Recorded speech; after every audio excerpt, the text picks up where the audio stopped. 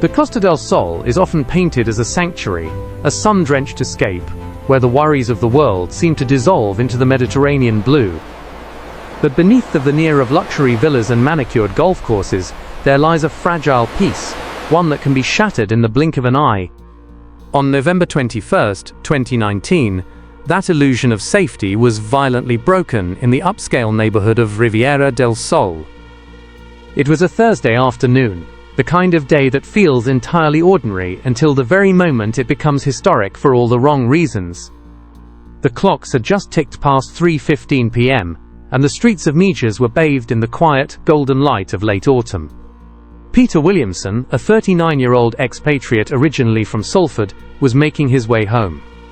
He had spent the earlier part of the afternoon at a local gym, a routine that suggested a man focused on fitness and longevity. He was behind the wheel of his Audi, a sleek vehicle bearing United Kingdom registration plateza, subtle but clear marker of his origins. As he turned onto Calle Orfebres, the street where his gated residence stood, there was no indication that he was being followed. The area, located near the AP7 motorway toll booth, was serene. Williamson pulled his car up to the curb outside his luxury home, likely thinking of nothing more than his post-workout recovery or the evening ahead with his family. He never made it inside. Barely had the Audi's engine idled when a second vehicle materialized beside him. The timing was too precise to be coincidental. It was the maneuver of individuals who knew exactly where to be and when. Before Williamson could unbuckle his seatbelt or process the sudden arrival, the silence of the afternoon was torn apart. The assailant did not offer a warning. Through the driver's side window, a barrage of high-velocity projectiles was unleashed at point-blank range. 7 impacts riddled the vehicle, but it was a single, devastating strike to the chest that sealed the driver's fate. The attack was executed with such chilling efficiency that the victim passed away instantly, seated right there in the driver's seat, before the echo of the blasts had even faded from the hillside. The tragedy was compounded by who was waiting for him. Williamson's mother was at the residence and became an unwitting witness to the heart-wrenching scene. The sound of the chaos drew her outside, where she found her son in a state beyond help. Neighbors reported hearing her desperate screams for assistance as she attempted to perform CPR, fighting a losing battle against a fatal reality. Emergency responders flooded the scene within minutes, their sirens cutting through the coastal air, but there was nothing they could do. The individuals responsible had already vanished, melting away into the labyrinth of coastal roads, leaving behind no weapon and a complete absence of forensic leads. This was not a random act of violence. It was a cold, professional undertaking. And, as investigators would soon realize, the eyes that had watched Williamson pull up to his home that day had been watching him for a very long time. To understand why a quiet afternoon in the Costa del Sol was shattered so violently, one must first look at the man behind the wheel of the Audi. Peter Andrew Williamson was not an unknown entity, nor was he simply a tourist who had found himself in the wrong place at the wrong time. Back in the tight-knit streets of Kersal, Greater Manchester, he was known by the moniker Snaggle. At 39 years old, Williamson presented a duality that often defines the most compelling mysteries. To his neighbors in the sun-drenched hills of Mijas, he was a successful expatriate, a man who had seemingly cracked the code to the good life. He wore heavy luxury watches, dressed in high-end designer labels, and lived in a secure, gated villa that spoke of significant wealth. He was a husband and a father, projecting the image of a man who had left the grey skies of England behind for a better future for his children. However, beneath this veneer of Mediterranean success, intelligence agencies in both Spain and the United Kingdom were painting a radically different portrait. According to the Guardia Civil, Williamson was not merely a retired businessman enjoying the fruits of his labor. Reports indicated he had a significant footprint in the world of organized illicit activities. Authorities believe that his relocation to Spain in 2015 was not driven by a love for the climate, but by a desperate need for distance.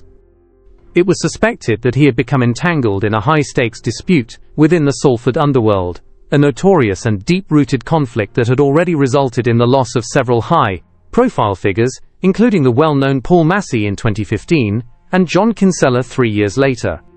Investigators theorized that Williamson had fallen out of favor with a prominent faction leader back home, prompting his move to the continent. But distance, as it turned out, offered no guarantee of immunity. The shadow of his past seemed to stretch across the ocean. In March 2019, just months before the fatal event at his villa, the illusion of his legitimate life began to crack. Williamson was detained by Spanish authorities, accused of orchestrating the transport of cannabis from Malaga to foreign markets. While national newspapers began to circulate stories connecting him to a local cannabis social club and international trafficking routes, his family vehemently defended his reputation. To them, he was a hard-working entrepreneur, and they dismissed the allegations as sensationalist fiction, fueled by a media hungry for scandal. The truth likely existed in the grey zone between these two extremes. It appeared that Williamson was navigating a precarious path, where legitimate enterprise and shadow operations blurred into one another. He was living in a world where business disputes are not settled in boardrooms or courts, but on the street. By late 2019, the safety buffer he thought he had established by moving 1,000 miles away had evaporated. He was no longer just a person of interest in a police file. He had become a specific target in a feud that respected no borders.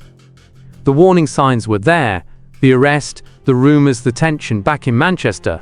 But whether Williamson believed he was truly in immediate danger remains a question only he could have answered. What is certain is that while he was building a life in the sun, forces from the rain-slicked streets of his hometown were already setting a plan in motion to bring his chapter to a permanent close. By the time 2019 drew to a close, the Costa del Sol had acquired a reputation that stood in stark contrast to its glossy travel brochures. It was no longer simply a paradise for retirees seeking winter sun or tourists looking for beachside relaxation. For a specific subset of the population, it had transformed into a primary theater for conflict. That year would go down on record as one of the most volatile in the region's modern history, a period where disputes originating in northern Europe were frequently settled on the southern coast of Spain. Foreign and domestic groups operated with startling openness, treating the coastline less like a vacation destination and more like a logistics hub for their illicit industries. Spanish authorities noted that these fragmented organizations were moving product with the ruthless efficiency of multinational corporations. And when competition arose, the response was often swift and permanent. This was the volatile atmosphere into which two men from Salford stepped in the late autumn of 2019. On November 11th, 10 days before the incident at the villa, Aaron Asquith, aged 25, and his associate, 39-year-old Edward Taylor, boarded a commercial flight from Manchester. However, their destination was not the local airport in Malaga, which would have been the logical choice for a holidaymaker heading to Mijas. Instead, they flew into Barcelona, nearly 1,000 kilometers away.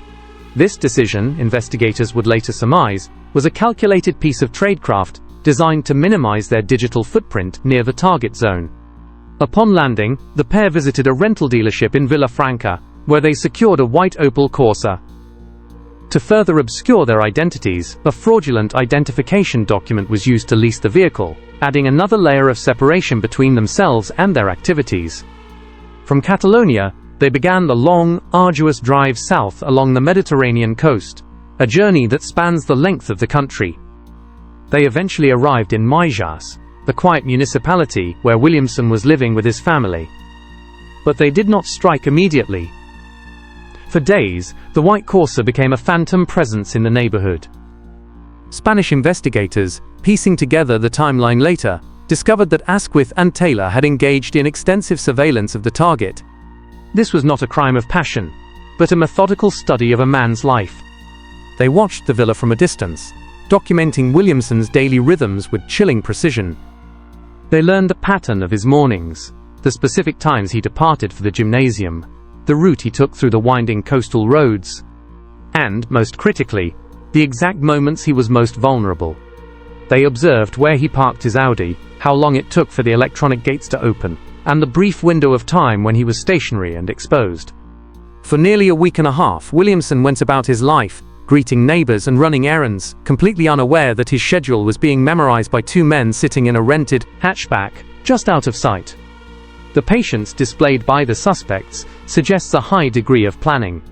They were waiting for the variables to align perfectly. By the afternoon of November 21st, they had seen enough. The surveillance phase was over, and the time for action had arrived. The silence that followed the gunfire on Calais or Fibris was soon replaced by the frantic activity of a major cross-border inquiry. Spanish investigators, realizing the sophisticated nature of the attack, immediately established a line of communication with their counterparts in Greater Manchester. It was clear from the outset that the answers to this tragedy would not be found solely on the Spanish coast, but in the intricate web of alliances and rivalries back in the United Kingdom. Operation teams worked tirelessly, tracing flight manifests, rental car records, and digital communications, looking for the thread that connected the assailants to the victim. By May 2020, 6 months after the fatal event, the investigation yielded a significant breakthrough. Detectives identified Aaron Asquith and Edward Taylor as the primary suspects. The narrative that emerged described them not merely as individuals settling a personal score, but as operatives within a significant network dedicated to the distribution of controlled substances. The scope of their activities was underscored when officers raided the villa where Asquith had been residing. Inside, they uncovered 20 kilograms of vacuum-packed organic material, allegedly prepared for trafficking, a discovery that reinforced the theory that this crime was deeply rooted in the economics of the underworld. Taylor, however, had already left Spanish soil. In a bid to evade capture, he had flown back to the United Kingdom, perhaps believing he was safer on home turf. But his freedom was short-lived. In mid-May 2020, he was detained upon arrival, initially for breaching an unrelated house arrest order. This technicality allowed authorities to hold him until a European arrest warrant could be executed. He was swiftly extradited back to Spain to face charges related to the attack on Williamson. By the summer of that year, both men were formally accused, with investigators positing that the tragedy was a revenge strike, a violent ripple effect from a feud that had begun years earlier and thousands of miles away.